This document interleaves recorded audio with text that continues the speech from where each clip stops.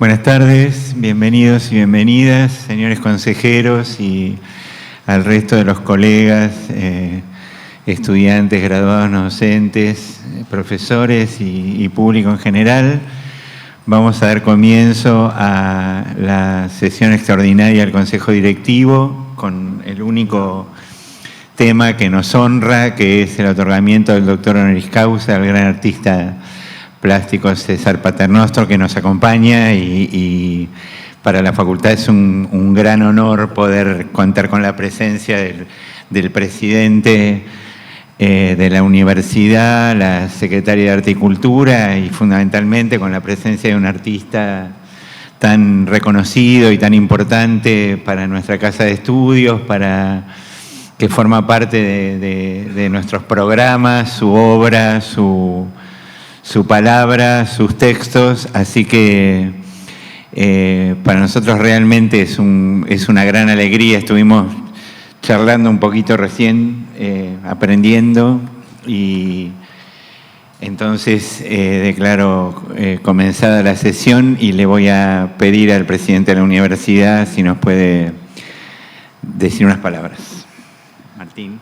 Bueno, muchas gracias al decano de la facultad, querido Daniel, y a todo el consejo directivo y a todo el público aquí presente. Muy cortito voy a hacer realmente porque estoy convencido que todos venimos, además de participar en esta sesión extraordinaria, en caso de ustedes, venimos a escuchar a César, así que vamos a ser realistas en ese punto. Es decir, por supuesto, para la universidad es un honor recibirlo, es un honor y una alegría y una satisfacción entregar un honoris causa, la máxima distinción honorífica de nuestra casa, más a un hombre de nuestra universidad que hizo toda su carrera en inicial, primaria, secundaria y universitaria en nuestra Universidad Nacional de La Plata.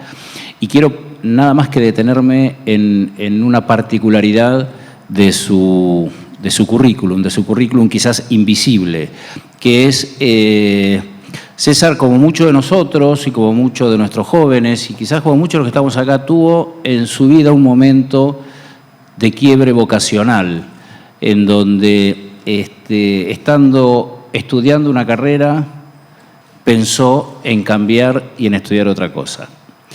Y este es un mensaje para los jóvenes, por supuesto, pero también para los que no somos tan jóvenes, que realmente siempre hay que escuchar la verdadera vocación y siempre hay que escuchar lo que uno quiere ser y fundamentalmente animarse a cambiar.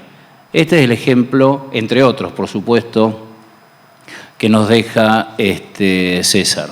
Es un artista consagrado gracias a que escuchó su vocación, tomó una decisión difícil a la edad que la tomó, pero como siempre cuando uno escucha su vocación y está convencido de lo que quiere ser, los resultados generalmente son satisfactorios y son muy buenos. Así que en nombre de la comunidad de toda la Universidad Nacional de La Plata, agradecerte, Daniel, la invitación. Es un honor para mí, no solo como presidente de la universidad, también en lo personal, disfrutar de este momento junto a ustedes y a toda la comunidad de la facultad y particularmente al resto de los miembros del Consejo Directivo, felicitarlos por el apoyo a esta propuesta de la facultad y darle una cordial bienvenida y un placer recibir a este importantísimo artista que hoy nos acompaña. Muchas gracias.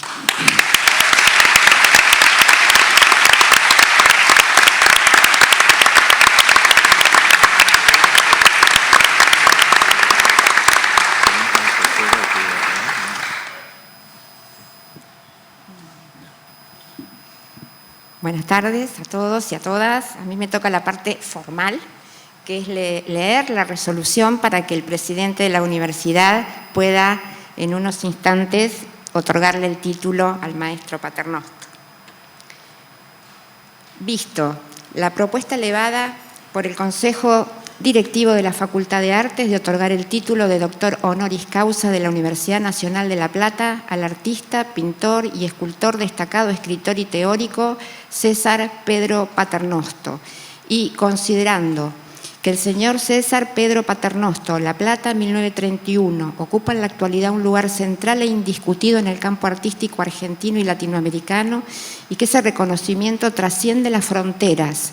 La proyección de su obra se advierte en su vasta difusión en el ámbito internacional, en los premios y honores que ha ido cosechando a lo largo de su trayectoria, que su importancia y centralidad han sido reconocidas también y tempranamente, tanto por la unanimidad de la crítica como por sus colegas artistas y teóricos que destacan en su figura a uno de los principales exponentes de la abstracción geométrica, con una profunda apertura hacia los fundamentos de la forma abstracta prehispánica, los Andes, el noroeste y sus representaciones.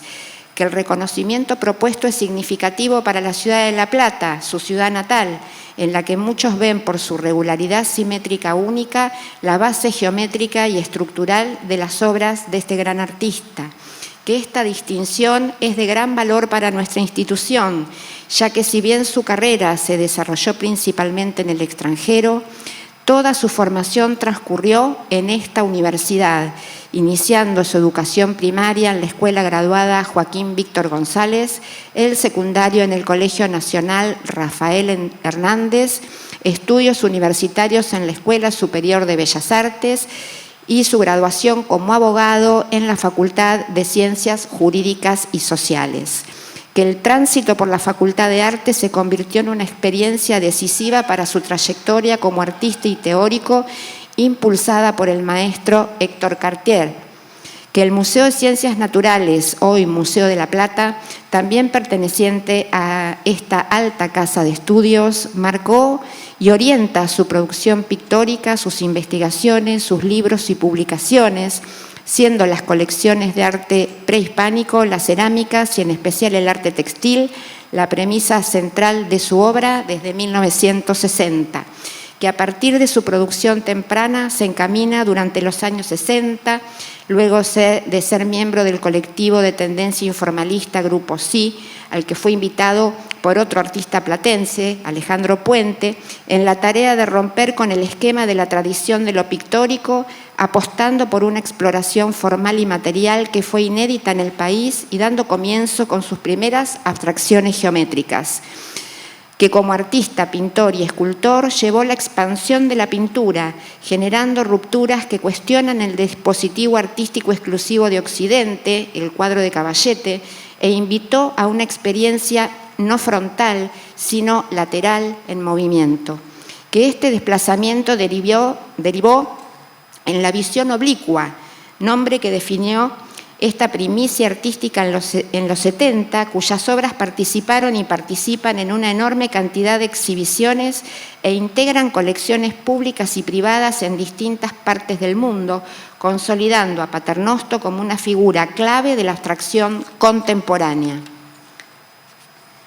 Que entre la gran cantidad de premios y distinciones recibidas sobresalen las becas de pintura de la Fundación Guggenheim en 1972, de la Fundación Pollock Krasner, de la Fundación Adolf y Esther Gottlieb en 1991, los premios de artista en residencia en el Centro de Estudios y Conferencias de Bellagio, Italia, de la Fundación Rockefeller, entre 1991 y 2003, y Fundación Valparaíso Mojarca, España, en el año 2000, y el Gran Premio de Pintura Francisco de Goya de la Villa de Madrid por la exposición Marginalidades, Desplazamientos y Ritmos, la Galería Guillermo de Osma en 2006.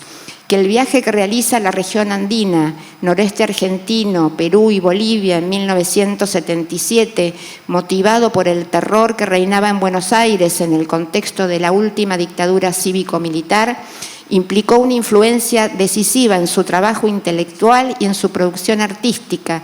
Tal como hizo en sus pinturas, dirigió su interés hacia los márgenes, las culturas originarias de América del Sur.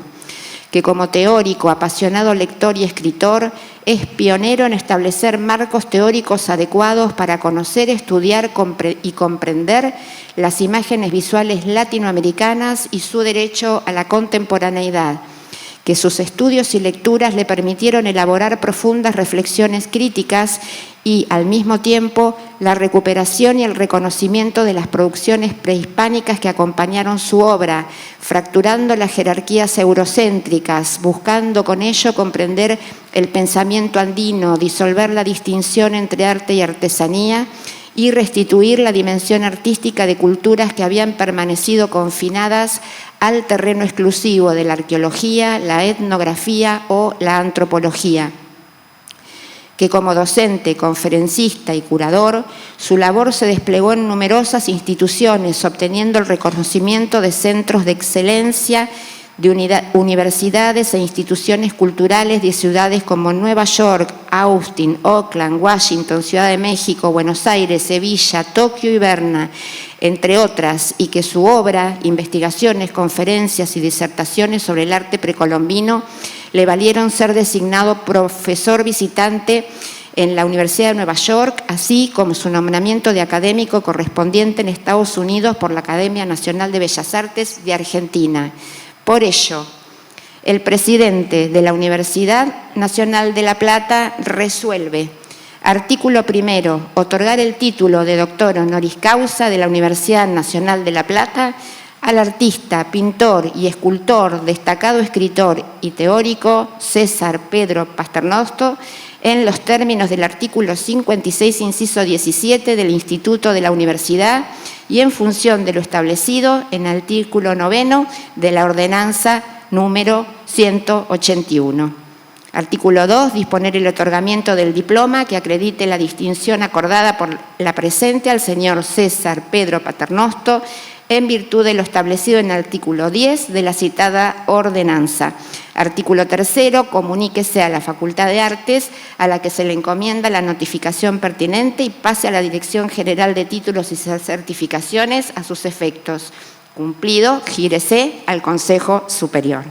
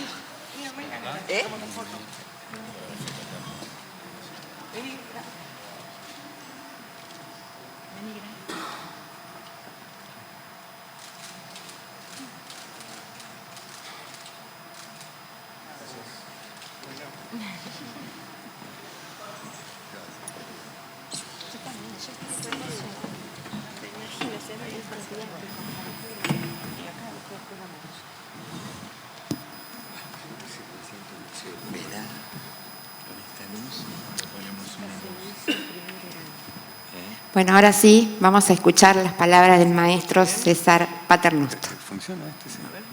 Hola, hola. Sí.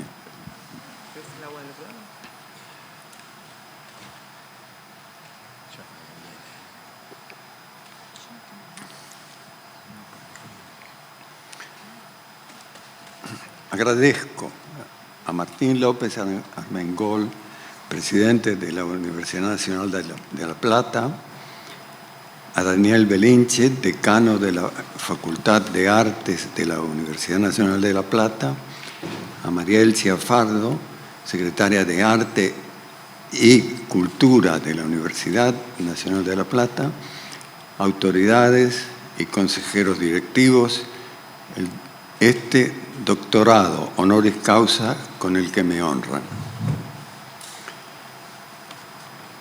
Primero, me llegó la invitación de la doctora Natalia Giglietti a exponer mi obra en el Centro de Arte de la Universidad Nacional de La Plata, que ella dirige y que acepté muy complacido. Era, una vez más, lo de toda mi vida de artista, esperar lo inesperado.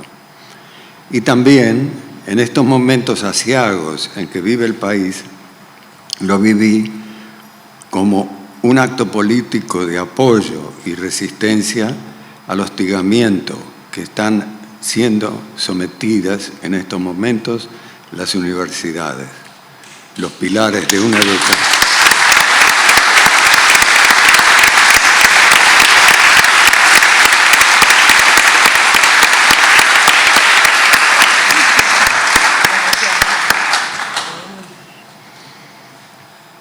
los pilares de una educación pública y gratuita, para mencionar solo uno de las atrocidades que con tanta alevosía se están cometiendo. Más tarde, la imagen de Natalia como blandiendo un libro, en mi libro Piedra Abstracta, en los videos que me enviaron cuando ella proponía mi doctorado, me emocionó profundamente. Habían pasado cerca de 40 años de su publicación y veía que finalmente mi discurso sobre el arte amerindio había caído en un terreno fértil. Y por cierto, me hacía inmediatamente feliz que la semilla cayera en mi propia tierra, porque en el resto del país, empezando por Buenos Aires y siguiendo por el resto de toda América, todavía no existe una relación fluida, o sea, una recepción inmediata de las artes de la América antigua, tal como, en cambio, son absorbidas las modalidades artísticas que se gestan en el bloque hegemónico euro-norteamericano. En este sentido, no puedo olvidar la experiencia informalista con el Grupo Sí, versión platense del Vendaval, que habían desencadenado en el país las exposiciones de arte informalista español y en especial para mí la retrospectiva de Tapies en el Ditela, cuya obra fue una influencia dominante en aquellos momentos. Mi inolvidable amigo y colega Alejandro Puente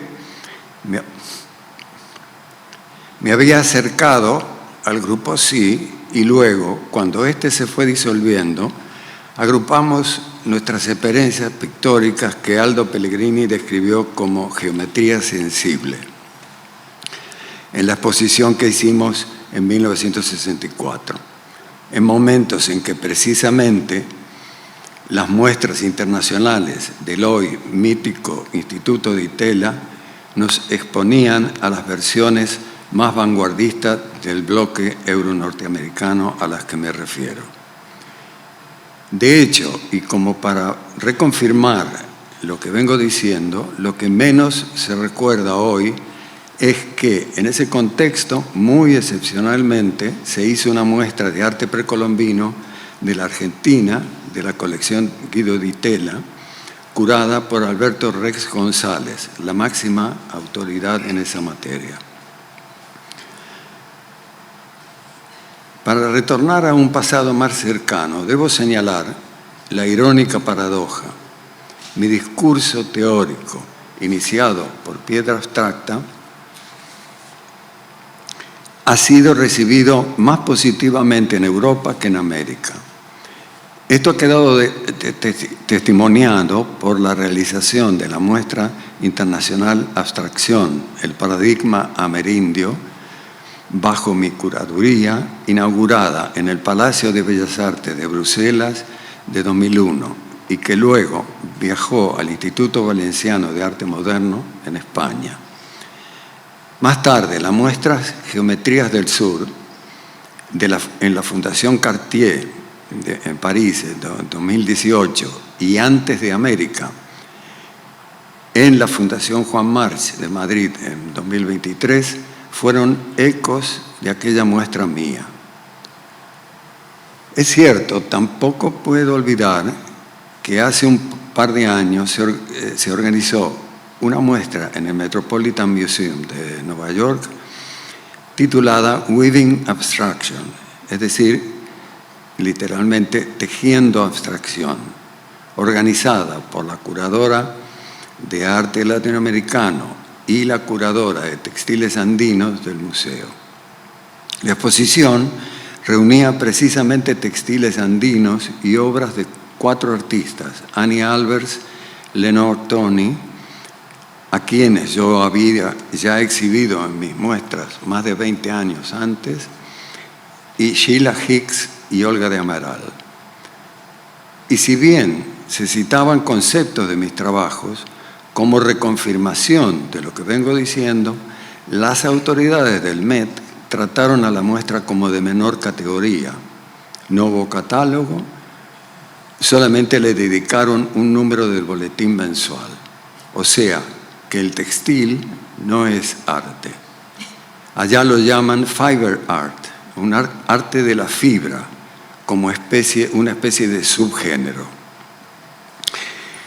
Y en momentos en que la larga sombra de Duchamp auspicia lo que cualquier cosa exhibida en un contexto artístico, galería o museo, deba ser visto como arte, la prevaleciente mentalidad occidental hace que todavía el tejido no sea apreciado como tal,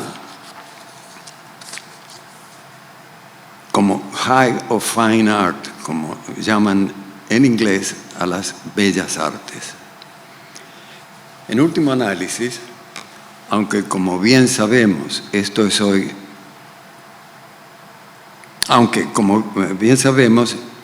es hoy justicieramente cuestionado desde muchos sectores. En el ensayo El arte de Amerindia entre la antropología y la historia, puntualizo concretamente la reticencia y ambigüedad con que se afronta la cultura original de América.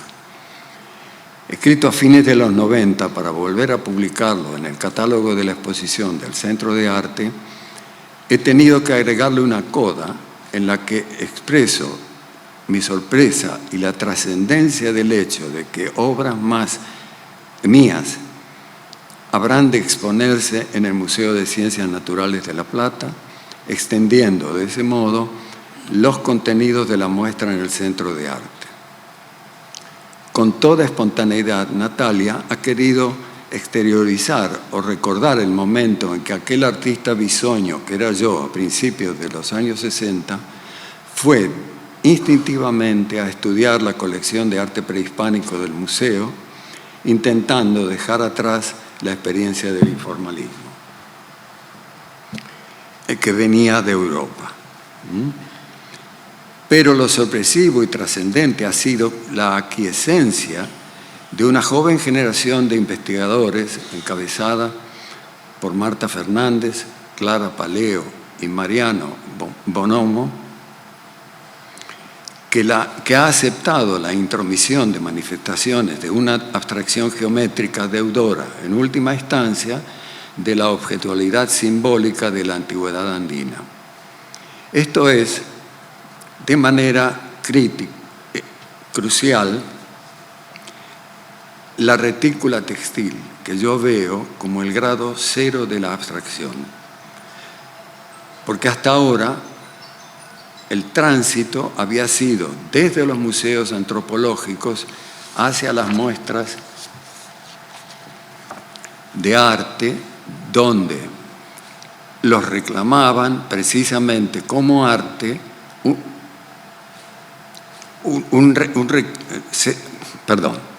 donde se los reclamaba precisamente como arte, un reclamo hecho por los artistas que hacían caso omiso de esa cautividad en los cánones científicos. Pienso en Torres García, los Albers, en el etnohistoriador peruano Emilio Valcárcel. Es que, en última instancia, a la luz de la retícula textil, yo propicio una suerte de refundación de la abstracción de la modernidad de origen europeo, una estética emancipatoria y reivindicativa. En este sentido, con el riesgo de aburrirlos, quiero referirme brevemente a la centralidad eminente del textil en la cultura andina. Nada mejor que recordar el descubrimiento que hizo Junius Bird en Huaca Prieta, en la costa norte del Perú, de cientos de fragmentos de tejidos, fibra de algodón probablemente, en los que el estudioso pudo reconstruir con dibujos las imágenes de los arquetipos primigenios de la cultura: el cóndor, el felino, la figura humana, todo decididamente geometrizado por la impronta de la retícula textil. Estos fragmentos fueron datados 3.000 años antes de nuestra era, casi 1.000 años antes de la aparición de la cerámica. Y por cierto, ninguno de los otros materiales que acompañaban estos textiles, maderas, cestería, esteras, presentaban rasgos de diseño alguno.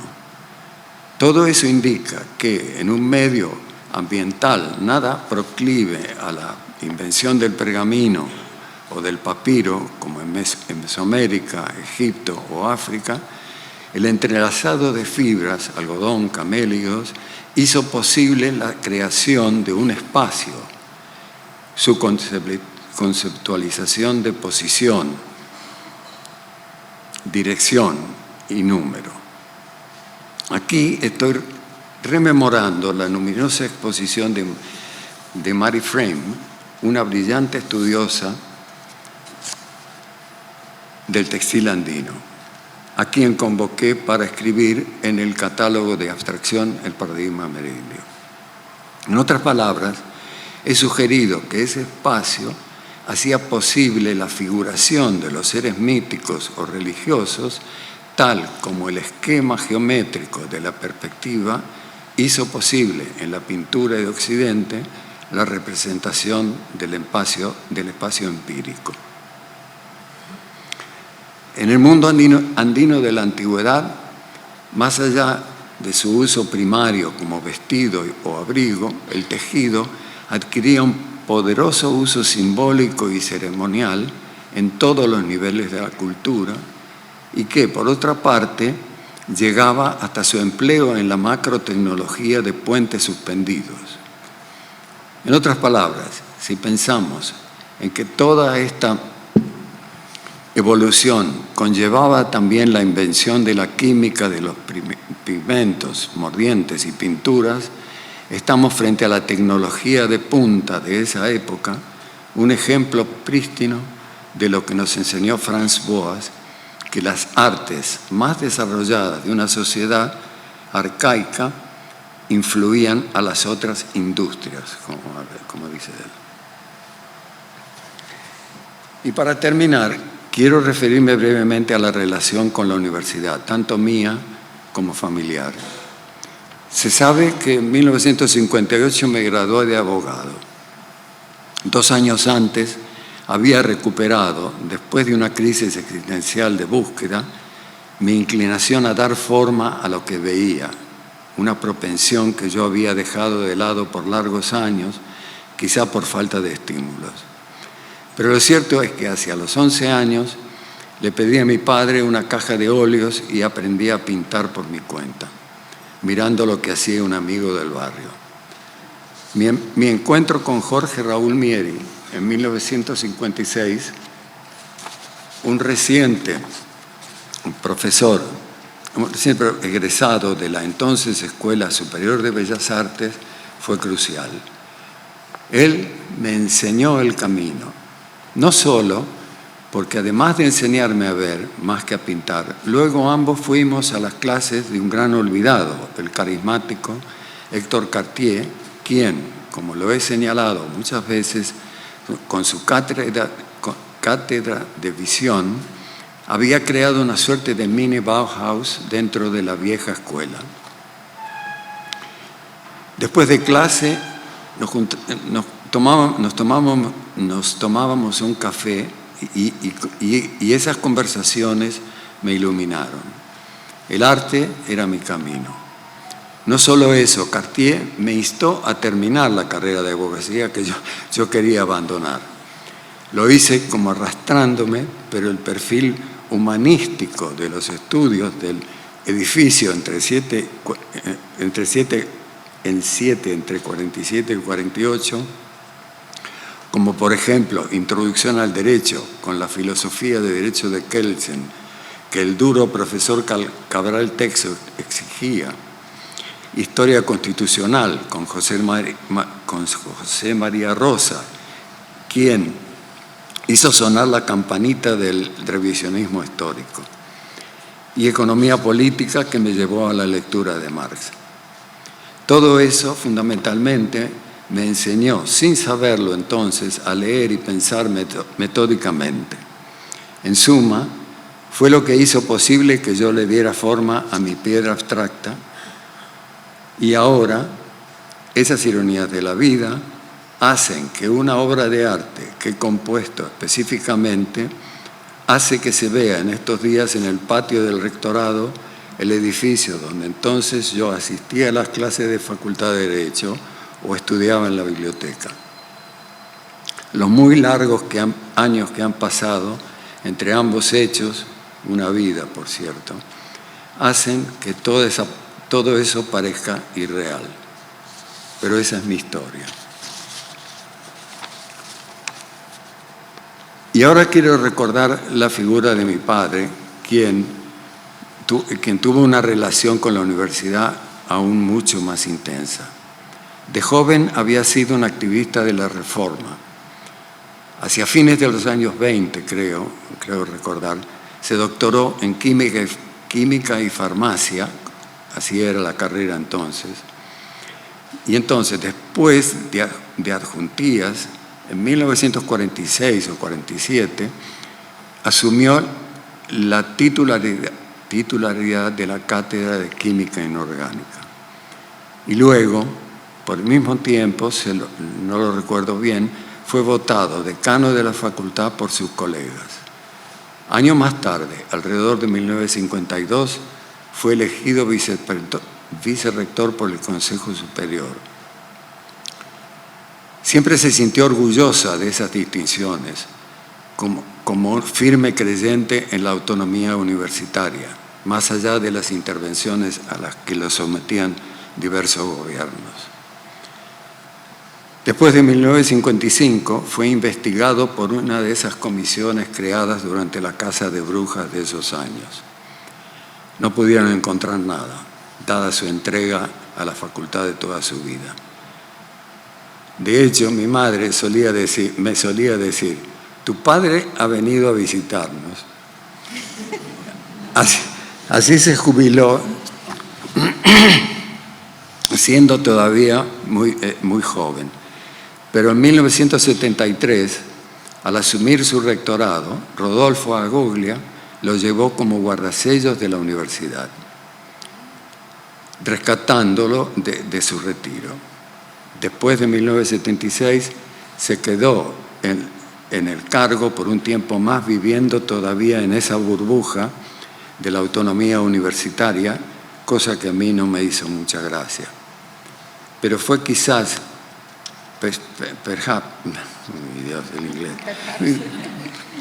fue quizás esa permanencia en el cargo lo que le salvó la vida. Mi hermana se había enterado que figuraba en una lista de eliminaciones. Desde 1939, en que comencé la escuela anexa, hice luego todo el ciclo educativo de la universidad, que se completó.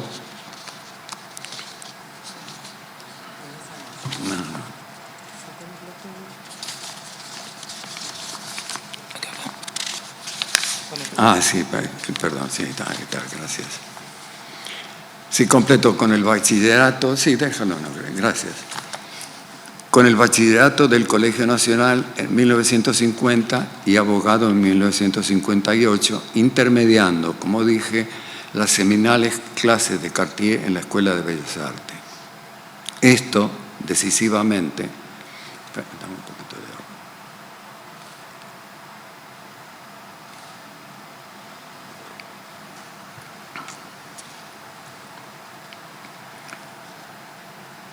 agua. Decisivamente orientó mi ruta hacia el arte. Una ruta que me llevó primero a Nueva York en 1967 y luego, en estos últimos 22 años, a esa bella ciudad de Segovia, en España, donde además encontré el amor. En total, casi 2/3 partes de una vida bregando lejos del país aunque con retornos constantes para ver la familia, hijas, nietos y ahora bisnietos. Y también para exponer mi obra, en la que fueron hitos, una muestra retrospectiva en el entonces Museo Provincial de Bellas Artes, en 1987, y la exposición en el Museo Nacional de 2019, y ahora, como para conformar un círculo virtuoso al amparo de mi vieja alma mater en la ciudad natal, donde no solo la exhibición tiene una magnitud inusitada, sino que precisamente, además, se me distingue con este honor que vuelvo a agradecer conmovido. Muchas gracias.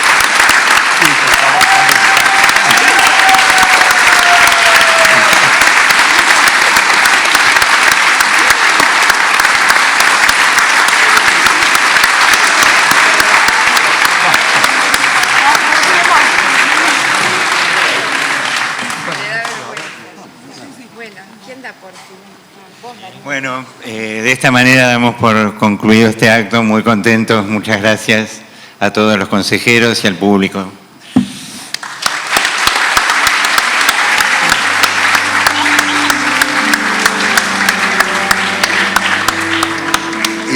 Y me olvidé de decir muchas gracias a todos los que han venido a acompañarme.